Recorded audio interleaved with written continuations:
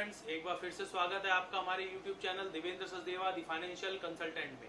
आज इस वीडियो में हम बात करने वाले हैं एक बहुत और इम्पॉर्टेंट कंपोनेंट के बारे में जो रिलेट करता है डायरेक्टली सैलरीड पर्सन को। जी हाँ, सैलरीड पर्सन जिनकी टैक्स की कैलकुलेशन में एचआरए एक ऐसा कंपोनेंट है जो कि बहुत इम्पोर्टेंट रोल अदा करता है। और आज हम बात करेंगे इसी कंपोनेंट के बारे में कि कैसे आप एचआरए को क्लेम कर सकते हैं, एचआरए को क्लेम करने के लिए आपको किस टाइप के डॉक्यूमेंट्स की रिक्वायरमेंट होती है, एचआरए की लिमिट क्या है, एचआरए और हाउस रेंट के में क्या डिफरेंस होता है। कई लोग इस चीज़ पे भी बहुत ज़्यादा कंफ्यूज रहते हैं कि एचआरए और हाउस रेंट में क्या डिफरेंस होता है, तो इसके ऊपर भी हम बात करेंगे और एचआरए की एक एग्जांपल के साथ ये समझेंगे कि एक सैलरी के ऊपर अगर कितना आपका एचआरए कट रहा है, कितना आप रेंट पे कर रहे हैं, तो कितने रुपए की आप जो है एग्जम्पशन ले सकते हैं। तो चलिए दोस्तों, टाइम खराब ना करते हुए हम आगे बढ़ते हैं और जानते हैं एचआरए से रिलेटेड कंपोनेंट्स के बारे में, रूल के बारे में, और साथ ही साथ मैं आपको एक एग्जाम्पल की सहायता से समझाऊंगा कि आप एचआरए किस तरीके से कैलकुलेट कर सकते हैं। तो दोस्तों हम चलिए समझते हैं एचआरए में सबसे पहले कि एचआरए और हाउस रेंट में फर्क क्या होता है। तो बेसिकली जैसा कि मैंने आपको बोला था कि कई सारे लोग इस चीज में बहुत कंफ्यूज रहते हैं कि एचआरए और हाउस रेंट के बीच में डिफरेंस क्या रहता है। तो एचआरए बेसिकली एक कंपोनेंट होता है जो कि आपकी सैलरी का पार्ट होता है।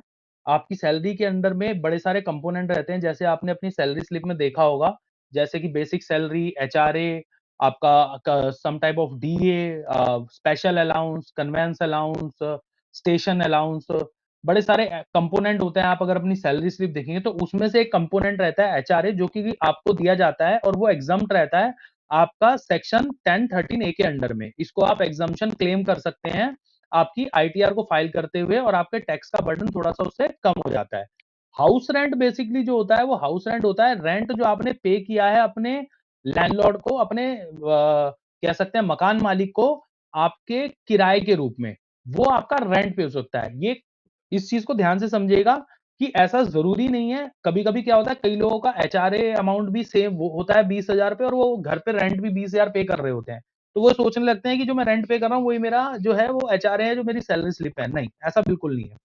एचआरए जो होता है वो आपका कैलकुलेट किया जाता है एज पर रूल, रूल के हिसाब से कैलकुलेट किया जाता है।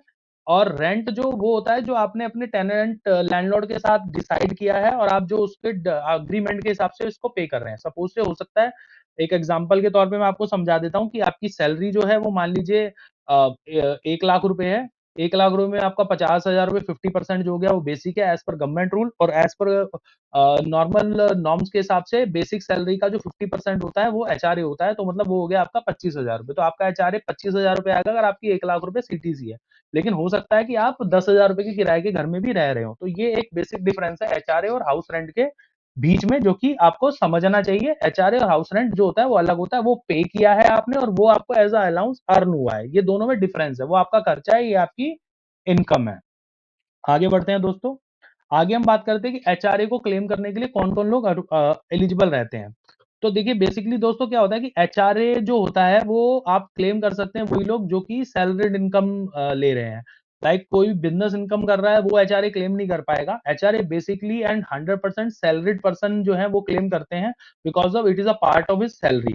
यहाँ पर जो एम्प्लॉइज होते हैं उनकी सैलरी में, सैलरी स्लिप में सैलरी के पार्ट बनाया जाता है, तो वो लोग इसको क्लेम करते हैं। एंड सैलरीड इंडिविजुअल जो होते हैं अपने घर की रेंटेड अकोमोडेशन जो होती है उसके ऊपर जो है जो रेंट पे कर रहे थे उसकी जो है वो डिडक्शन जो है ले सकते हैं उसमें। अब आगे बात करते हैं कि लिमिट्स वगैरह के ऊपर में। तो देखिए एचआरए को क्लेम करने के लिए कोई upper limit as such decide नहीं है कि हाँ कि 2,40,000 रुपए, जैसे एटीसी में एक लिमिट है कि 1.5 लाख रुपए से ज्यादा आप क्लेम नहीं कर सकते। या आपने देखा होगा कि आपको 80D में एक लिमिट है कि आप मेडिक्लेम 50,000 रुपए से ज्यादा कमा नहीं कर सकते, एनपीएस 50,000 रुपए नहीं कर सकते। तो जैसे वहां पर लिमिट्स है, तो यहाँ पर कोई ऐसी अपर लिमिट डिसाइडेड नहीं है। यहाँ पर एक सिंपल 3 तरीके के लाइक कंपोनेंट होते हैं, जिसमें सबसे पहले हमें वैल्यूज कैलकुलेट करनी होती हैं, ठीक है। और उसके बाद उनमें से जो लीस्ट वैल्यू रहती है, जो सबसे लोअर वैल्यू रहती है, वो हमारे लिए क्लेमेबल अमाउंट बन जाता है। और वो जो भी आए, मतलब ऐसा नहीं है कि वो उसकी कोई रेंज तय है। अब वो 3 कंपोनेंट जो कैलकुलेट करने होते हैं वो क्या है, मैं आपको उनके बारे में बताता हूँ। कि एक्चुअल एचआरए, एक्चुअल एचआरए जैसा कि मैंने आपको बताया था, आपकी सैलरी के सैलरी स्लिप में जो कंपोनेंट आ रहा होगा वो आपका एक्चुअल एचआरए हो जाएगा, ठीक है, वो एनुअल। ये सारी फिगर्स आपको एनुअल में लिखनी है क्योंकि आप सैलरी भी एनुअल कैलकुलेट करते हो। तो सबसे पहले यहाँ पे क्या हो जाएगा कि एचआरए हो जाएगा। एचआरए वो हो जाएगा जो आपका आपकी सैलरी में एनुअली लिखा हुआ आ रहा होगा। दूसरा कंपोनेंट यहाँ पे क्या हो जाएगा, हमें देखना होगा कि आपकी जो एनुअल बेसिक सैलरी और डीए आ रहा है उसका 50% अमाउंट कितना आता है। मेट्रो सिटीज में, नॉन मेट्रो के केस में वो 40% हो जाता है। वो गवर्नमेंट की तरफ से डिफाइंड किया हुआ है कि मेट्रो वालों को ज्यादा बेनिफिट दिया हुआ है क्योंकि उनको रेंट महंगा पड़ता है। नॉन मेट्रो सिटीज में रेंटल एकोमोडेशन थोड़ी सी सस्ती होती है, ठीक है। तीसरा कंपोनेंट होता है कि आपने जो एक्चुअल रेंट पे किया हो उस रेंट पेड में से आप 10% ऑफ आपकी बेसिक और डीए का जो अमाउंट आएगा 10%, उसका 10% निकालें और वो उसमें से लेस कर दे तो एक फिगर निकल कर आ जाएगी। तो इन तीनों फिगर्स में से जो फिगर आपके लिए सबसे ज्यादा कम रहेगी उस फिगर को आप जो है वो क्लेम कर सकते हैं। तो चलिए आइए मैं आपको एक एक्सेल के ऊपर एक एग्जांपल देकर समझा देता हूं बेसिकली कि एक्चुअल में कैलकुलेट कैसे हम लोग करेंगे और आपका कितना एचआरए जो है वो क्लेम होगा। एक एग्जांपल पकड़ के मैं आपको समझाता हूं। दोस्तों जैसा कि आप यहाँ एक्सेल शीट में देख रहे होंगे, मैंने यहाँ पर एक सैलरी ब्रेकअप बनाया है छोटा सा, और उसके हिसाब से मैं आपको कैलकुलेट करके बताता हूँ कि एक्चुअल में एचआरए जो है वो कितना कैलकुलेट करके बनेगा। दोस्तों सपोज टू से एक पर्सन है, उसका एनुअल सीटीसी 80,000 है। यहाँ पर उसकी सैलरी का मैंने एक बेसिक कंपोनेंट बना दिया है, बेसिक सैलरी 40,000 कर दी है, एचआरए 20,000 रुपए, उसको डीए मिल रहा है 5,000 रुपए, एंड उसके अदर अलाउंसेस हैं या अदर किसी भी कंपोनेंट में कंपनी जो है उसको सैलरी दे रही है वो है 15,000 रुपए, अदर्स में कुछ भी चलता है, ठीक है। तो टोटल आप इसको कर देंगे तो ये 80,000 हो जाएगा, ठीक है। अब यहाँ पर मैंने एक उसका निकाला कि उसकी एनुअल सैलरी 9,60,000 रुपए हो गई, उसको एचआरए मिल रहा है 2,40,000 रुपए, एक्चुअल रेंट जो पे कर रहा है वो 1,80,000 रुपए कर रहा है, ठीक है। सैलरी एचआरए और सॉरी यहाँ पे एचआरए प्लस जो है उसका डीए, तो ये हो गया आपका, दोनों को जोड़ देंगे तो 25,000 रुपए। तो 3 लाख रुपए सपोज टू से उसका जो है वो डीए हो गया। अब यहाँ पर हमारी तीनों कंडीशंस लिखी हुई हैं। एक्चुअल एचआरए रिसीव 50%, मैं अभी मान के चल रहा हूँ कि बंदा मेट्रो सिटी में जॉब कर रहा है।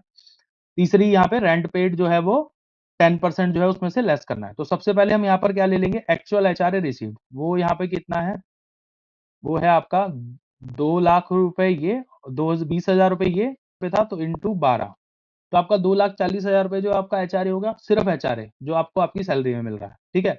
अब दूसरा कंपोनेंट यहाँ पे क्या कहता है, 50% of basic salary of DA. अब आइए यहाँ पे आप एक कैलकुलेशन करते हैं जिससे उससे आपको इजीली समझाएगा। ये आपकी बेसिक सैलरी है, ठीक है, और ये आपका जो है ये आपका डीए है, ठीक है। अब आपको करना क्या है, सबसे पहले आपको आपकी बेसिक सैलरी और प्लस आपको आपके डीए को क्लब कर लेना है, ये होगा आपका 45,000, ठीक है।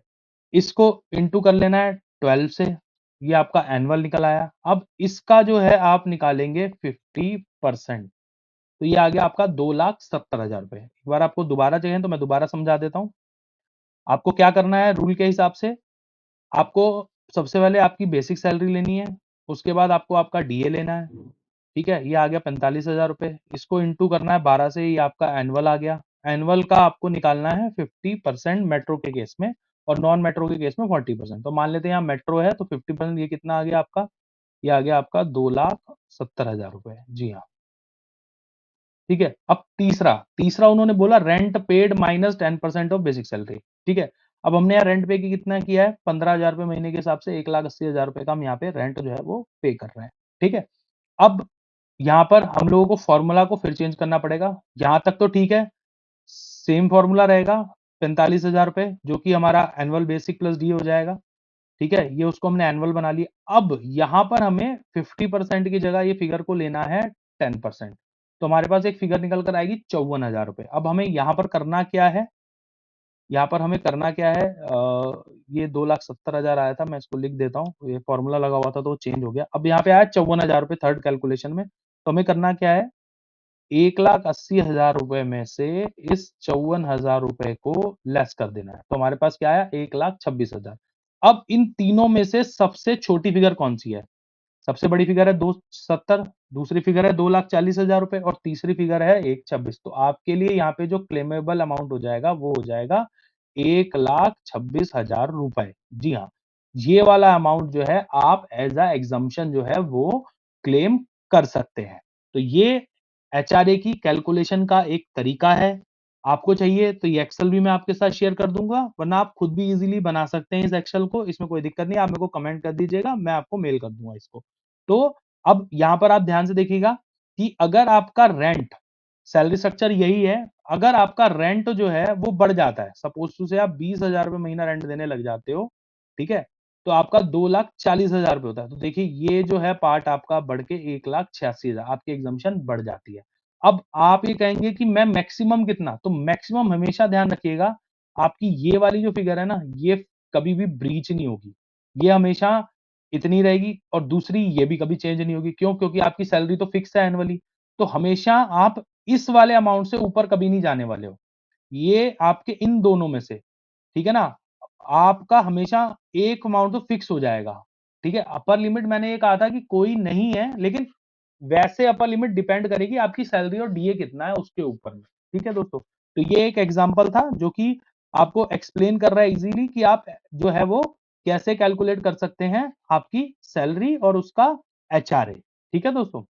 चलिए तो आगे बढ़ते हैं और कुछ लाइक क्लेम कैसे करें उसके ऊपर हम बात करते हैं। तो दोस्तों how to claim HRA exemption. अब एचआरए एग्जम्पशन को क्लेम करने के लिए आपको क्या करना है, submit the rent receipt to the employer for HRA exemption during filing. आपको क्या करना है, अपने एम्प्लॉयर को जो है रेंट रिसिप्ट जो है अपनी सबमिट करनी है। Providing the landlord pen if rent is exceed 1 lakh rupees. अगर आपका रेंट जो है साल में 1 लाख रुपए से ज्यादा हो रहा है, मतलब मोटा मोटी आपका 8500 रुपए से ज्यादा का रेंट पे कर रहे हो, तो आपको पैन नंबर जरूर देना है, वरना आपका जो है एचआरए का एग्जम्पशन आप क्लेम नहीं कर पाओगे। Can you call claim HRA if you have own house. अब यहाँ पर एक बहुत इंटरेस्टिंग बात आ जाती है कि अगर आपका अपना घर है तो क्या आप एचआरए क्लेम कर सकते हैं? तो यहाँ पर आप एचआरए क्लेम कर सकते हैं। सपोज टू से आप रहते हैं यूपी में और आप जॉब कर रहे हैं गुड़गांव में, ठीक है? अब आप यूपी में रह रहे हैं, मान लीजिए लखनऊ में। अब लखनऊ में आपका अपना घर है, लेकिन आप यहाँ तो रेंट पे रह रहे हैं क्योंकि आप गुड़गांव में नौकरी कर रहे हो, तो आप एचआरए जो है वो क्लेम कर सकते हो, ठीक है ना? अगर आपका घर जो है वो कहीं दूसरी जगह पे है और आप रह कहीं और रहे हो, तो आप डेफिनेटली एचआरए जो है वो क्लेम कर सकते हो। तो दोस्तों जैसा कि आपने वीडियो में देखा कि मैंने आपको बताया एचआरए को क्लेम करने के लिए आपको किस किस तरीके के डॉक्यूमेंट्स की रिक्वायरमेंट होती है, एचआरए की एग्जम्पशन की लिमिट क्या होती है, और एचआरए आप क्लेम करते हुए किन किन बातों का आपको ध्यान रखना चाहिए। तो दोस्तों कमेंट बॉक्स में कमेंट करके आप हमें जरूर बताइएगा कि आपको हमारा वीडियो कैसा लगा। अगर आपको एचआरए की कैलकुलेशन का जो एक्सेल मैंने अभी बनाया आपको उस एक्सेल की रिक्वायरमेंट है, तो आप कमेंट बॉक्स में कमेंट कीजिए, मैं आपको ये एक्सेल मेल कर दूंगा।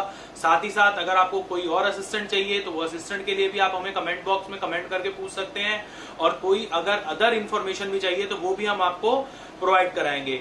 दोस्तों हमारे चैनल को सब्सक्राइब करिएगा, लाइक करिएगा और शेयर करिएगा, ताकि ज्यादा से ज्यादा लोग हमारी इस इन्फॉर्मेशन का फायदा उठा सकें। आप जितना ज्यादा शेयर करेंगे हमारे चैनल को, उतना ज्यादा लोग देख पाएंगे और अपनी प्रॉब्लम्स का सॉल्यूशन पा पाएंगे। तो धन्यवाद दोस्तों, हम दोबारा से मिलेंगे जल्दी एक नए और जरूरी वीडियो के साथ, जो कि आपके लिए फिर से एक बहुत अच्छी इन्फॉर्मेशन लेकर आएगा। तो धन्यवाद दोस्तों, मिलते हैं फिर दोबारा से एक नए और रोचक वीडियो के साथ।